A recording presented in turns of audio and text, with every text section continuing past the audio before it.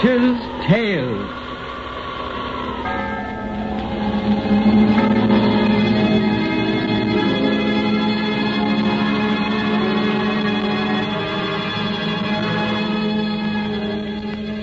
The fascination of the eerie, weird, blood-chilling tales told by old Nancy, the witch of Salem, and Satan, her wise black cat.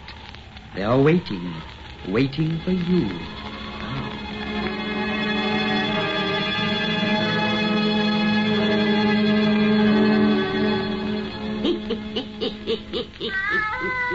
And 2-year-old I be today.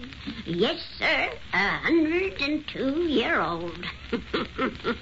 Well, Satan, now it's time to spin these folks another of our cheerful little bedtime stories. Douse out them lights so we'll have it nice and dark. When you listens to our tales, sitting in the gloom, it helps you to have purty dreams.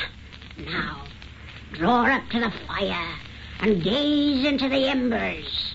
Gaze into 'em deep, and soon you'll be away out west in Michigan. And there, in a fine big house where there's a party going on, begins our yarn called Rat in a Trap. Rat in a Trap!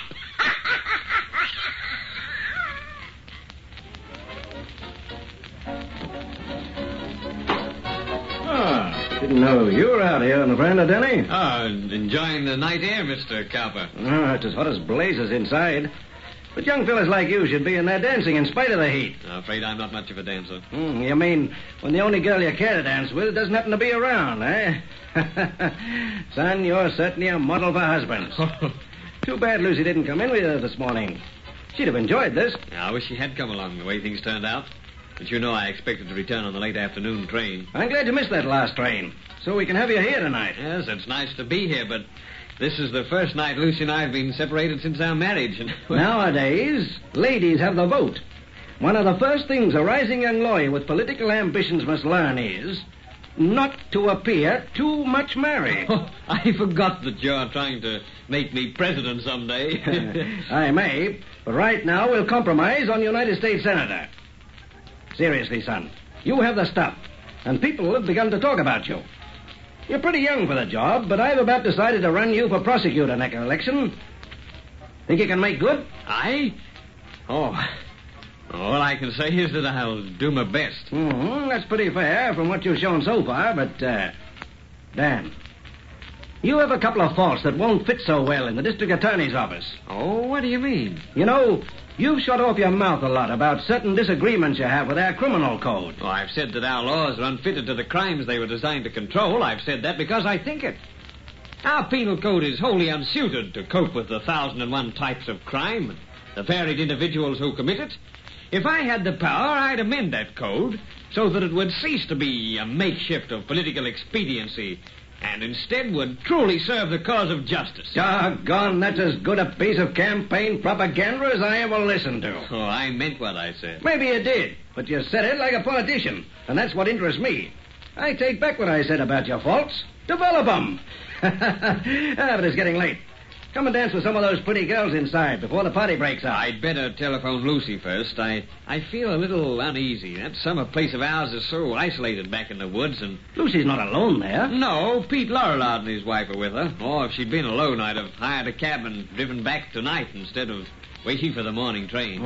Over those roads, you'd arrive tomorrow afternoon. Come on, let's go inside. All right. Oh, there you are, Dad. Oh, we've been looking for you everywhere, you and Abner. There's a lovely little blonde simply dying to meet you. Oh, well, I've come gladly to save her life, but I really think I should call up Lucy once more, if you don't mind. I do mind. And so will Lucy if you call her at this hour. Daddy, she'll be sound asleep. I suppose you're right, but somehow Speaking of telephones, hello? Who do you want? Daniel Miller. Oh, for me? It's Lucy. Lucy? Dan, she's crying.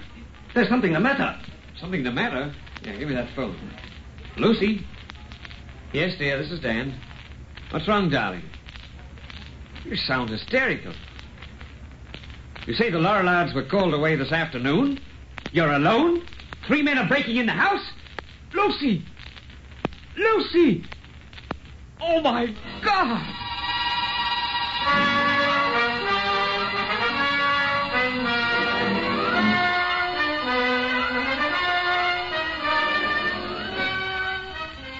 Three tramps, dear. Hobos. Drunken brutes. They're breaking in. Oh, God! They'll be inside the house in a moment. Lucy, and I'm 50 miles away. Yes, you can't help me, and I can't help myself. We're both helpless. Helpless, as rats in a trap. May God forgive me for what I'm making you suffer, but I had to call you to hear your voice for the last time. The last time. Yes, the last. These men are beasts. They're drunken. They know I'm alone. You have a gun? The gun I gave you. I have it in my hand. I fired all the shots but one. I saved that for myself. No, no. It's the only way. Listen, dear. Listen, please. You can't help me now. But maybe you can punish after I'm dead. Oh, God, Lucy. Listen, darling. I have so little time. The leader came here this afternoon begging food, and I saw him plainly. He's a big, dark, unshaven man with a livid, crisscross scar above his left eye that runs from brow to temple. Remember, dear. Remember. Oh, Lucy. Wait. Mr. Lorillard drove him away. Then the Lorillard were called to town. The man had been watching. He came back with two others. One, short with red hair. The other, a blonde man with a limp. Remember, dear. Remember. They're in the house. Lucy. The lock to this door won't hold a moment. They're beating at it now. The door is giving. I have the gun ready. A bullet through my head. They can't hurt me. Lucy. Remember them, dear. Remember. They're here. God, please, God. I love you, dear. Goodbye. Lucy.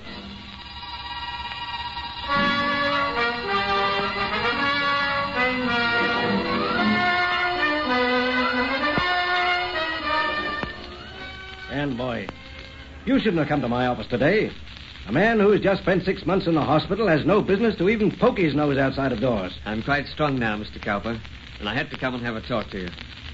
While I was in the hospital, out of what you thought was kindness, you censored all police reports to me.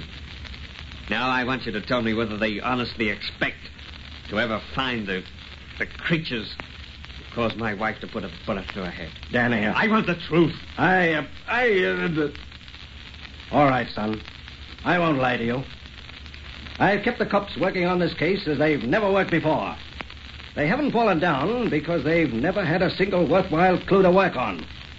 When they arrived at your house in the woods that night, the men who broke in had disappeared.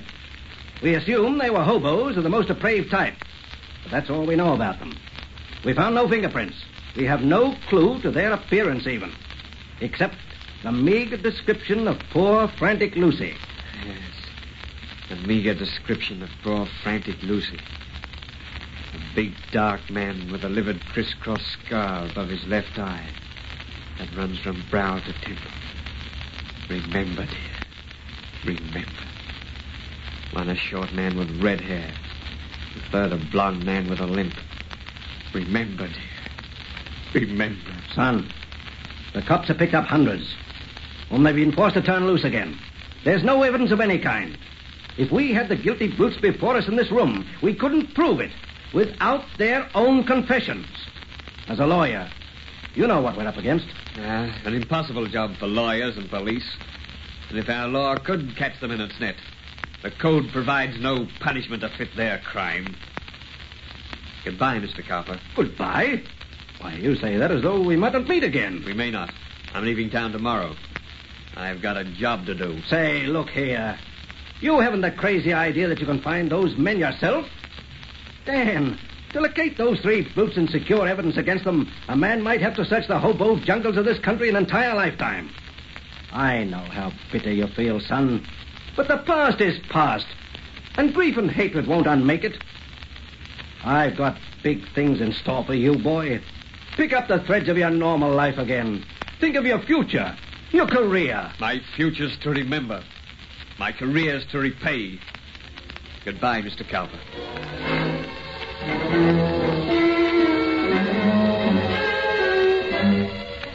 Hello there, Lawyer Thomas. That Yankee partner you on around? You might find him down by the railroad yards, Jesse.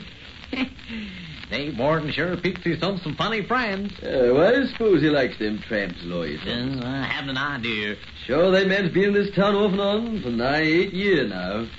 Yet no one knows him. Well, I wouldn't say that, Jesse. I know him pretty well. Yeah, know why he jumps like a shell-shocked soldier every time the telephone rings? No. Yeah, know why his hair's snow white when he ain't a day more than 40? No. Know what his real name was before he changed it to Dave Morton? No, and them things is none of my business or yours. Just the same, there's a mystery about that man that sort of worries me. Lawyer Thomas, why do you suppose your partner, Lawyer Morton, pays me $5 cash money for every tramp we get in the jailhouse who I persuades to take him for a tonic? My partner pays you money to secure him hobo clients?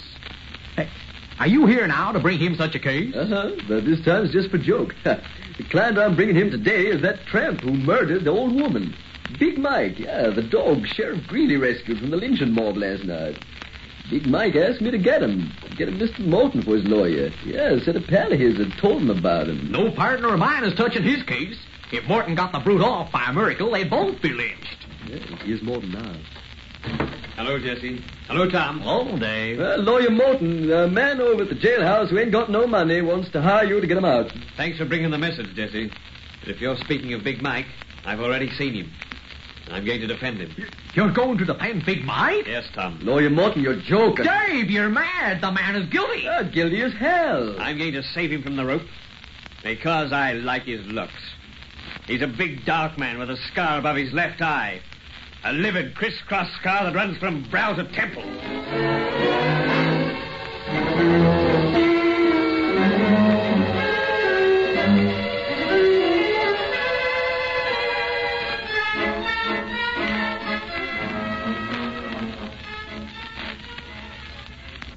Extra payer, murder goes free. Big Mike not guilty.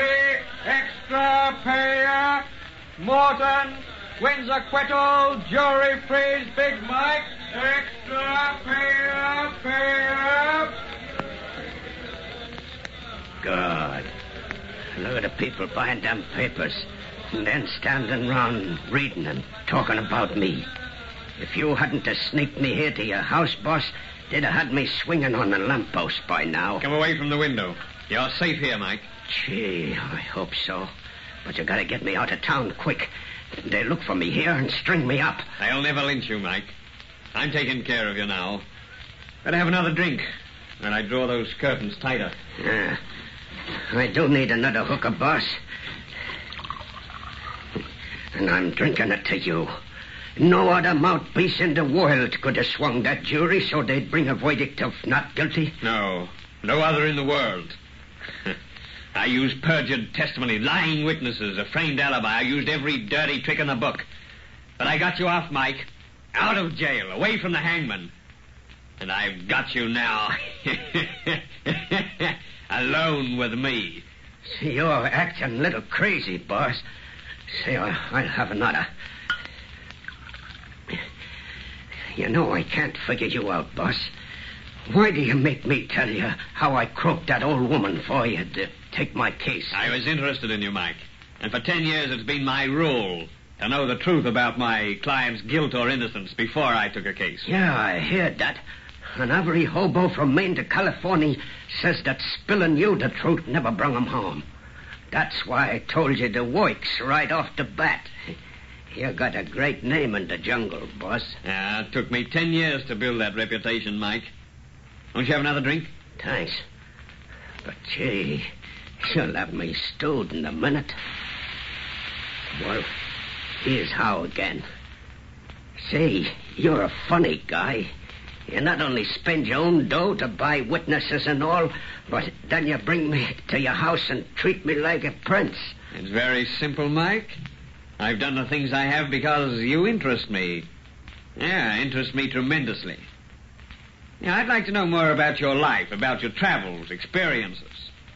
Other little peccadillos before you so neatly strangled that last old woman. Say, why you always asking me questions about what I done before we met? Are you afraid to trust a man who saved your life? Oh, but you ask such nutty questions.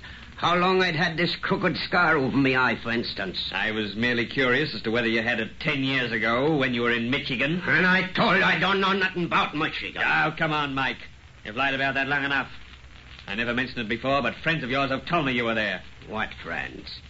Let me see now. Oh, yeah, their names were Red and Limpy. Red and Limpy? You know them? Quite well. I haven't seen them lately. Have you? No. Neither has anyone else. What do you mean? That they disappeared from the road, and they ain't in jail nowheres. They're just gone. What'd I tell you about me in Michigan? The most interesting story I've ever heard. About a house in the woods. And a woman. They told you that, eh? Yes. Have another drink. I'll open this fresh bottle and join you. Suppose you tell me about your Michigan adventure. I didn't have no part in it. I didn't... Here's your drink, Mike. I must be off my nut to be afraid of you. I got reason to trust you. And I need help about that Michigan job. Need it bad. Listen, the word's gone round that dame's husband has been searching ever since it happened. That he's been on the road with the bows and riding the rails, living in the jungles, asking questions, trying to learn who caused his wife to shoot herself. They say he did for Red and Limpy, and no one's even found their bodies. He used to be a lawyer, just like you, boss. He was... God! Why are you stopping, Mike? The notion just crossed me mind that you might be him.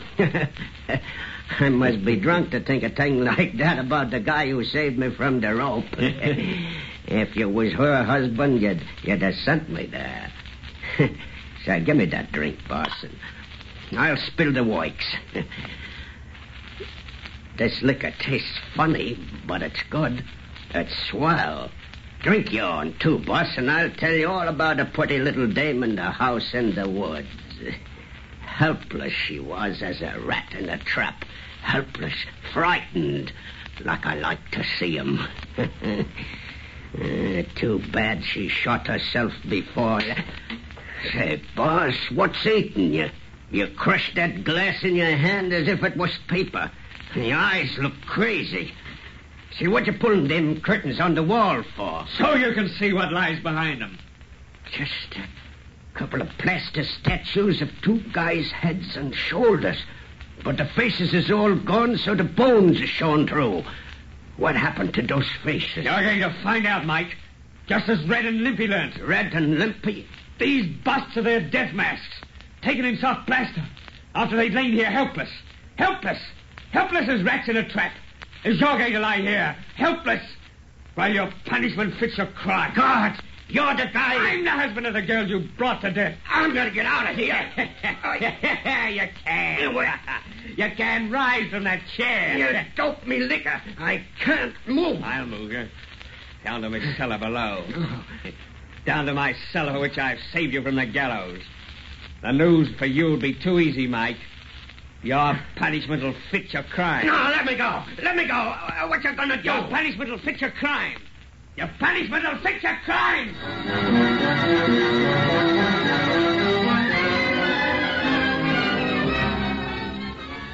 You can't see a thing in this cellar, can you, Mike? And no one's so helpless as when they're in the dark. I want you to be very helpless, Mike. More helpless than a rat in a trap. Helpless as a woman alone in the house in the woods. Helpless as a man who loved her and who heard you 50 miles away. Helpless as a man who heard the shot that killed her. It couldn't raise his hand to save her. What you gonna do to me? Hey, you got me tied to stakes and spread eagled on the floor. But how you gonna kill me? What you gonna do? You're struggling, Mike, but your bonds will hold. I tied them very tight. What did you do to Red and Limpy that you're gonna do to me? In them plaster busts upstairs, what happened to their faces? Guess, Mike, guess. If you don't tell me, I'll go nuts. Nuts, I tell you, raving nuts. Oh, no, you won't. Not for many hours. I've investigated the length of time required to drive men mad. Your brain's undeveloped, so it'll take you longer than most. Help! God, if I could only see you. You're putting something over me head. Yeah, part of a little apparatus that made Red and Limpy featureless. Use your imagination, Mike. You may guess how it's done. Oh, God. Oh, God, why don't you curse at me, beat me, kick me, do something I can understand? What are you going to do to me when you leave me? How am I going to die? When I reach the top of these stairs, you'll know. When I open the secret panel, it will soon be the door of your tomb. Then you'll have a moment's light. Just enough for a quick, short glimpse around you. Two skeletons beside me. The bones of Red and Limpy. What else do you see? There's a cage coming over my head. A cage like a rat trap. Oh, it is a rat trap. A rat is in it. A rat is in the cage with me. Soon he'll be crawling over my head and biting. That's what happened to the other faces. A rat. No. Don't leave me in the dark, waiting, helpless, guessing when that rat's going to start a bite. That's your punishment, Mike. Goodbye.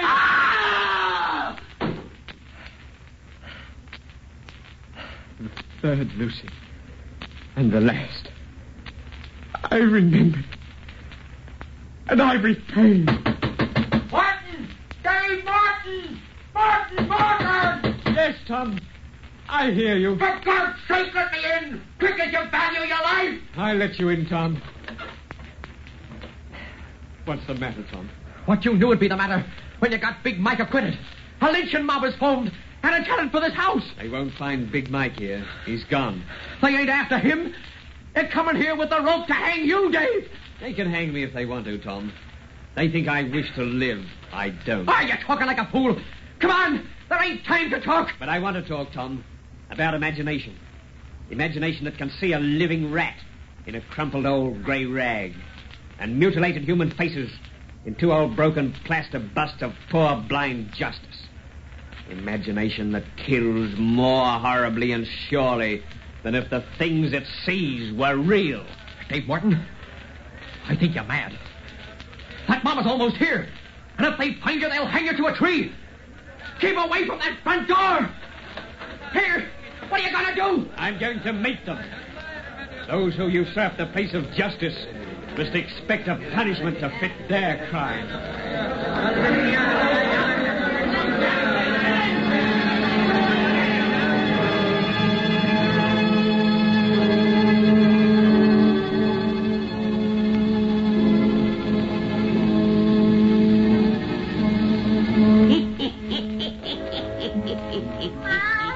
Well, that's the end of that, Satan.